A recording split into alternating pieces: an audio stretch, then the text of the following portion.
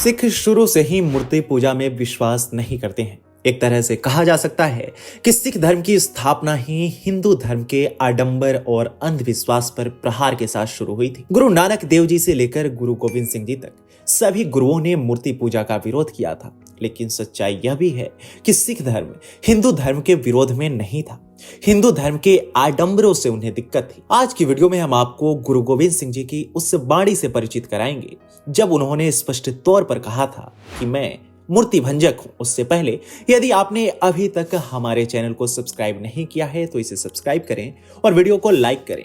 दरअसल एक बार गुरु गोविंद सिंह जी ने मुगल बादशाह औरंगजेब की प्रशंसा की थी, लेकिन औरंगजेब ने उन्हें धोखा दे दिया। उसके बाद चमकौर का युद्ध हुआ जिसमें दो साहिबजादों ने अपनी कुर्बानी दे दी। गुरुजी के दो पुत्र अपनी दादी सहित परिवार से बिछड़ गए। उसके बाद गुरुजी के पुत्रों को दीवार में चिनवा दिया गया।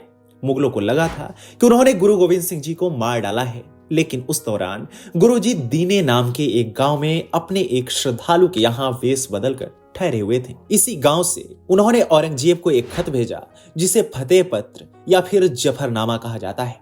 यह पत्र औरंगजेब के दरबार में भी पहुंचा था। इस पत्र में गुरुजी का स्वर एक विजेता का स्वर था। जफरनामा पर हमने अलग से एक वीडियो बना रखी है, डिस्क्रिप्शन में लिंक है, आप वहां से इसे देख सकते हैं। इसी पत्र में उन्होंने औरंगजेब से पूछा था कि वो पहाड़ी सरदारों का साथ क्यों दे रहा है।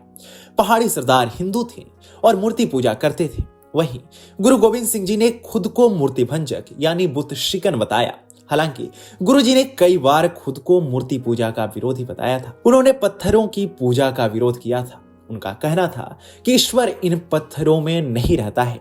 पहाड़ी राजाओं से युद्ध को लेकर भी उन्होंने यही दलील देते हुए कहा था कि वो दुष्ट मूर्ति पूजक हैं, जबकि मैं एक मूर्तियों को खंडित करने वाला हूं। जफरनामा के 95वें पद में उन्होंने ये बात कही है। आपको बता दें कि औरंगजेब ने गुरुजी के परिवार को सुरक्षित निकालने का वादा किया था, लेकिन इसके बाद भी चमकौर के युद्ध में मुगल सेना गुरु गोविंद सिंह जी को खोज रही थी ताकि उनका सिर मुगल बादशाह के सामने पेश किया जा सके। गुरुजी ने अपने पत्र में औरंगजेब को इस धोखे की भी याद दिलाई है। हालांकि कई लोग दशम ग्रंथ, जिसका हिस्सा जफरनामा है, उसकी रचना को लेकर सवाल भी खड़े करते हैं और कहते हैं कि ये गुरु गोविंद सिंह जी के जीवन काल के बाद में अस्तित्व में आया। ऐसे में इस पर संदेह है कि उन्होंने ही इसकी रचना की थी। कहते हैं कि इस पत्र को पाने के बाद औरंगजेब ने वजीर खान को आदेश दिया था कि वो गुरुजी को तंग न करे। कई लोग इसे गुरु गोविंद सिंह जी की चतुर कूटनीति का हिस्सा भी मानते हैं। आपको हमारी यह वीडियो कैसी लगी हमें कमेंट सेक्शन में जरूर बताएं।